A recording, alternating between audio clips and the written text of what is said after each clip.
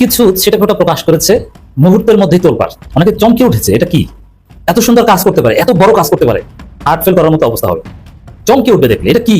প্রিয় দর্শক, আপনাদের কাছে যে চমকটা তুলে ধরছি, ছাত্র শিবির কি চমক দেখাবে আগামীকাল, তার মানে আজকেই আপনাদের শুক্রবার সন্ধ্যা থেকে শনিবার সন্ধ্যা পর্যন্ত 24 ঘন্টা ব্যাপী পরিকল্পনা করেছে ছাত্র শিবির ঢাকা বিশ্ববিদ্যালয়। আওয়ামী লীগের দুর্নীতি বাজরা নেই, তাই বড় গরু বিক্রি কম। স্বরাষ্ট্র উপদেষ্টা, এটা অনেকটা একদম খুব ট্র্যাডিশনাল রাজনীতিবিদরা যেভাবে কথা বলেন, তিনিও সেভাবে কথা বলেছেন। বরকতুল্লাহ বুলবুল বলতেছেন যে এই মনিকা ইউনুসের মাকে বিয়ে করার সময় তিনি ইসলাম ধর্ম ত্যাগ করে খ্রিস্টান ধর্মে দীক্ষিত হয়েছেন, এবং তিনি আরো বলেছেন যে জামাত ইসলামের আমিরকে যে আপনি তো আল্লাহর ওলি। দেখুন, তিনি জামাত ইসলামের আমিরকে আল্লাহর ওলি বলেছেন, যেটা কিন্তু অত্যন্ত আপত্তিকর, কারণ তিনি একটা রাজনৈতিক দলের নেতা। আল্লাহর ওলি হচ্ছে অনেক বড় জিনিস। তিনি বলেছেন যে জামাত ইসলামের আমিরকে যে আপনি তো আল্লাহর ওলি, আপনি এগুলো ইনভেস্টিগেশন করে দেখেন।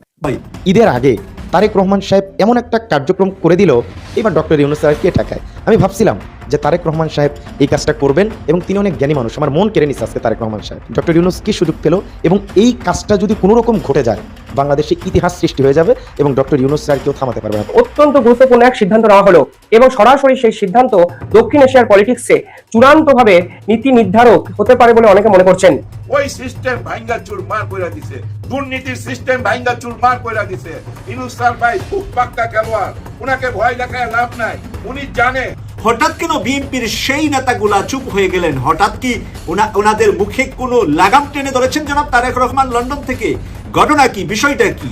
কেন আর এখন সেই লুঙ্গি খুলে ফেলা, জামা খুলে ফেলা, শিশু করে দেওয়া এই সমস্ত নেতাদেরকে মিডিয়ার সামনে দেখা যাচ্ছে না? জেনারেল ওয়াকার ভারতের একমাত্র ভরসা।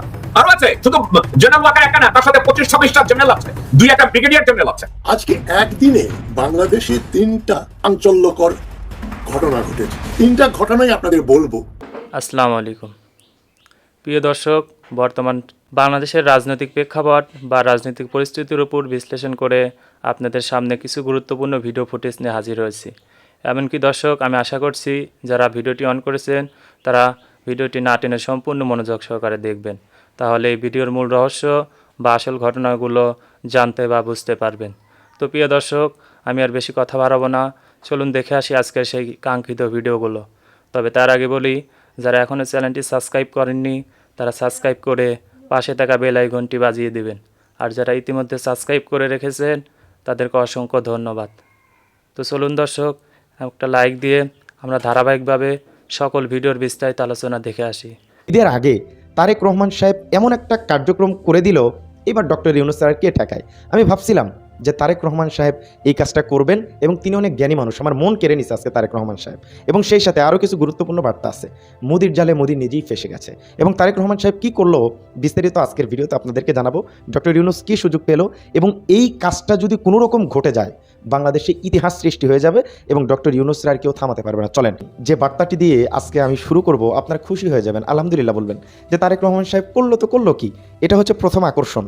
তারপরে যে কাজটা তারেক রহমান করছে আসতেছি দেখবেন। কিন্তু প্রথমেই বুলু ও দুদুকে চিঠি দিয়ে সতর্ক করলো বিএনপি। একটু আলহামদুলিল্লাহ লিখবেন না? ওই যে দুদু সাহেব, যিনি আজে বাজে কথা বলে বেশি, তারে বিএনপি সতর্ক করছে। এইবার যখন এই সতর্কটা করছে, দুদু সাহেব লাইন আসছে। তিনি বলছেন সরকার যেন বিভ্রান্ত না হয় সেজন্য আমরা সমালোচনা করি। বাপরে বাপ, এখন সাধু সেজে গেছে। বিএনপি আরও কঠিন পদক্ষেপ নিতে হবে যারা উল্টাপাল্টা কথা বলে। এটা না নিলে দলের অবস্থান খুব একটা ভালো হবে না। প্রিয় দর্শক মণ্ডলী, এইবার চলেন যে বার্তাটি শোনার জন্য ভিডিওতে ক্লিক করছেন। ঈদের আগে তারেক রহমান কী এরকম সিদ্ধান্ত নিয়ে নিল যার জন্য আজকে আমি এত খুশি, সেটা হচ্ছে তারেক রহমান সাহেবের সাথে ডক্টর ইউনুসের সাক্ষাৎ নিয়ে একটা কথা চলতেছে।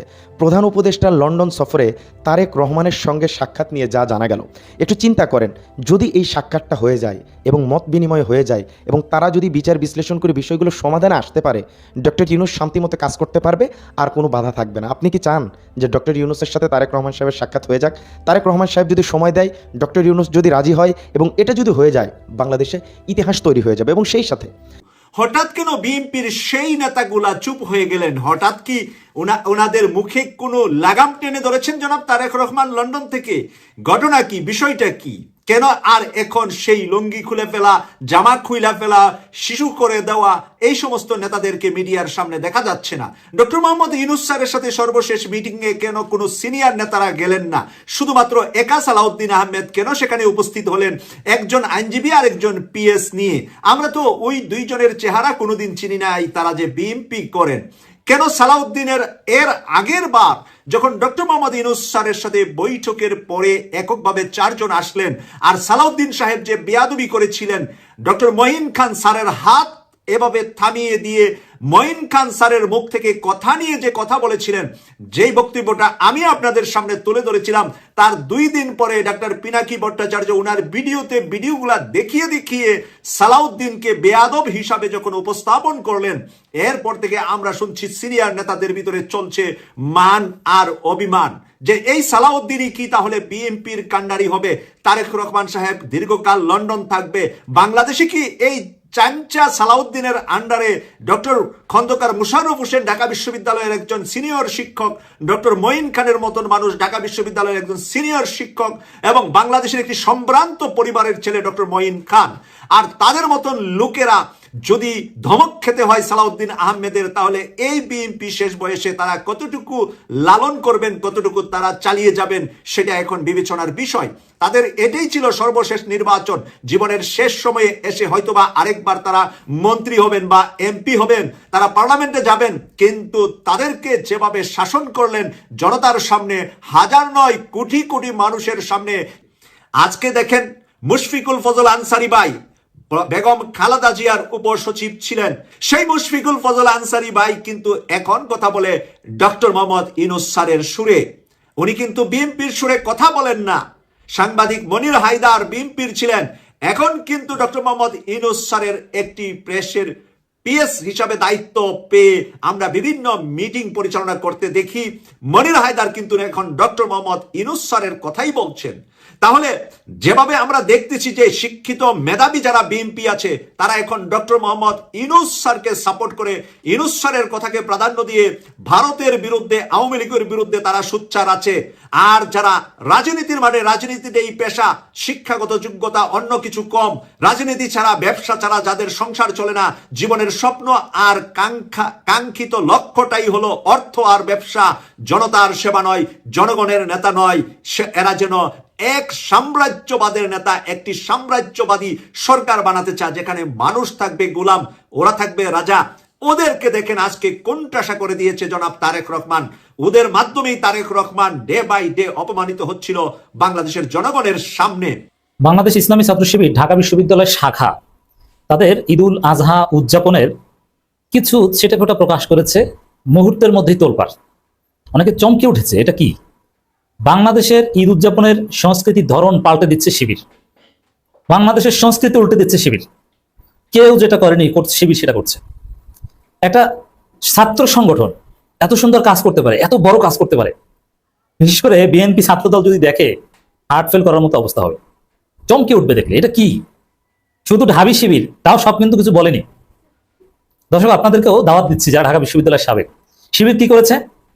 শিবির ঢাকা বিশ্ববিদ্যালয়ে গরু কোরবানি দেবে। আমি আগেও বলেছি, আবারও বলছি, ঢাকা বিশ্ববিদ্যালয় শিবির সে হাসিনার চরম দুঃসময়, 2013 সালের চাইতে দুঃসময় বাংলাদেশে কখনো ছিল না। 2013 সালেও শিবির ঢাকা বিশ্ববিদ্যালয় বিভিন্ন হলে কোরবানি দিয়েছে, এবং হলের যারা স্টাফ ছিল গরিব, তাদের কাছে কোরবানি গোস্ত পৌঁছে দিয়েছে। অর্থাৎ কোরবানি দেওয়া এটা ঢাকা বিশ্ববিদ্যালয় শিবির সব বিভিন্ন বিশ্ববিদ্যালয় শিবিরের ঐতিহ্য। এমনকি 2022 সাল 23 সালও রাজশাহী বিশ্ববিদ্যালয় শিবিরের গোস্ত বা এগুলো নিয়ে নানা আলোচনা হয়েছে। সে গোস্ত কি করবে এটা নিয়েও নানা বিতর্ক পত্রিকায় এসেছিল। তো দর্শক, কিন্তু এবছর শিবিরের ইতিহাসে সবচেয়ে ব্যতিক্রমী একটা বছর। ঢাকা বিশ্ববিদ্যালয় শিবির যেভাবে প্রকাশ্যে বিশাল জনসমর্থন নিয়ে কার্যক্রম চালাচ্ছে, এত জনসমর্থন কখনো শিবির ছিল না। হ্যাঁ, 80 দশকের একটা সময় 77-এর পর শিবির প্রকাশ্যে ঢাকা বিশ্ববিদ্যালয় কার্যক্রম চালাতো, 90 সালের পর থেকে এটা নিষিদ্ধ হয়েছে বা বন্ধ হয়েছে, কিন্তু এত বেশি জনসমর্থন কখনো ছিল না শিবিরের। সেই শিবির এবার 2025 সালে ঈদুল আজহা উদযাপন করছে। কোরবানি দেবে কয়টা গরু, এটা এখনো সিক্রেট। গরু মিছিল করবে শিবির। আপনারা যারা জানেন না, জাতিকে জানিয়ে দিন, বিএনপি ছাত্রদলকে জানিয়ে দিন, শিবির গরু নিয়ে মিছিল করবে। বিশ্ববিদ্যালয়ের এক প্রান্ত থেকে আরেক প্রান্ত গরু মিছিল নিয়ে যাবে। কয়টা গরু? তখন দেখবেন যে কয়টা গরু, 17টা না 34টা না 40টা। Just wait and C.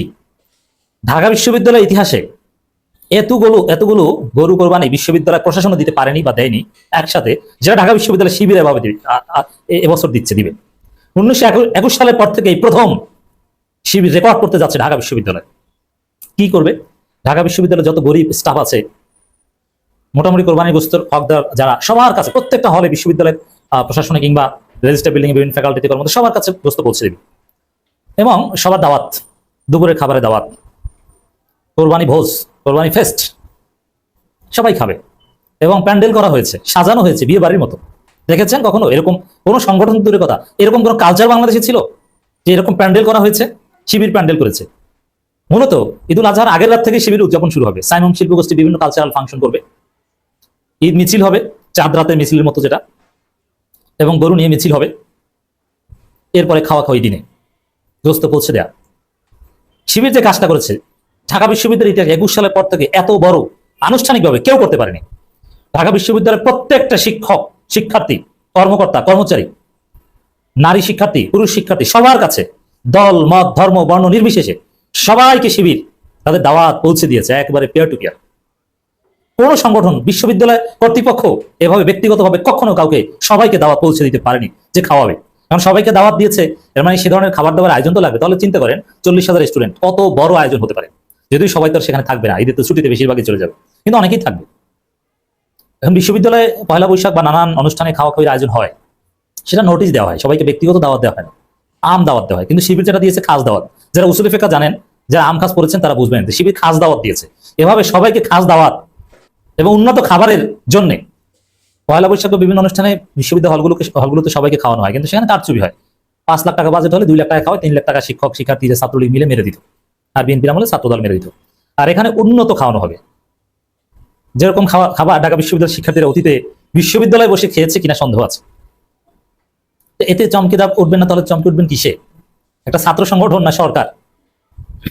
বিশ্ববিদ্যালয় কর্তৃপক্ষ যেটা কখনো পারেন 1921 সালের পর থেকে, এবার ঢাকা বিশ্ববিদ্যালয় শিবির করছে, আরো কত কিছু করছে, বৃক্ষরোপণ করছে, সব শিক্ষার্থীদেরকে ঠান্ডা পানি খাওয়ানোর মেশিন স্থাপন করে দিয়েছে প্রত্যেকটা বিল্ডিং এ, ছাত্রী হল থেকে শুরু করে ছাত্র সব জায়গায়। এক একটা হলে যদি 3টা বিল্ডিং থাকে 3টে বিল্ডিং এ দিয়েছে, যাতে শিক্ষার্থীরা চাইলেই ঠান্ডা পানি খেতে পারে। এর মানে এটা তো প্যারালাল সরকারের মতো শিবির, একটা মিলিটারি অর্গানাইজেশনের মতো সুশৃঙ্খল। কোথায় টাকা পায়? আল্লাহর পক্ষ থেকে আসে। এই ছেলেরা যখন ঠান্ডা পানি বসানোর উদ্যোগ নেয় বা কোরবানির উদ্যোগ নেয়, বা এই যে ইফতার করিয়েছে কোটি টাকার মতো প্রায়, কত টাকা কিভাবে ইফতার করাবে এরা জানে না। এরা এই উদ্যোগ নিয়েছে একদিন ইফতার করাবো, এটা ছড়িয়ে পড়েছে। ছাত্রদল সেক্রেটারি আয়ের উৎস নিয়ে প্রশ্ন তুলেছে, মুহূর্তের মধ্যে আমি দায়িত্ব নিয়ে বলছি, শিবির এই রমজানে মাত্র একদিন ইফতার করানোর সিদ্ধান্ত নিয়েছে, একদিন ইফতার করাই। প্রত্যেকদিন ইফতার করানোর কোনো সিদ্ধান্ত নেয়নি, কিন্তু একদিন ইফতার করানোর পরে অটোমেটিক্যালি টাকা এসেছে যে প্রত্যেকদিন ইফতার করো তোমরা, কত টাকা লাগবে আমি দিব, আমরা দেব। এটাকে বলে আল্লাহ সাহায্য। পরিকল্পনা করে একদিনের, পেরে যায় 30 দিনের। বাজেট করে 1 লাখ, খরচ করতে পারে 2 লাখ, আর সবাই বাজেট করে 10 লাখ, খরচ করে 2 লাখ, আর বাকিটা খায়। দিস ইজ শিবির। 1 লাখ টাকা বাজেটে 2 লাখ টাকা খরচ করে, আল্লাহর পক্ষ থেকে আসে। প্রিয় দর্শক, আমি আশা করছি ভিডিওটি সম্পূর্ণ মনোযোগ সহকারে দেখেছেন। সেই সাথে ভিডিও সম্পর্কিত কোনো তথ্য বা মতামত থাকলে কমেন্ট বক্সে জানিয়ে যাবেন। আজকের মতন এখানে শেষ করছি, ফিরে আসছি আগামী দিনে অন্য কোনো টপিকস নিয়ে। সে পর্যন্ত ভালো থাকবেন, আল্লাহ হাফেজ।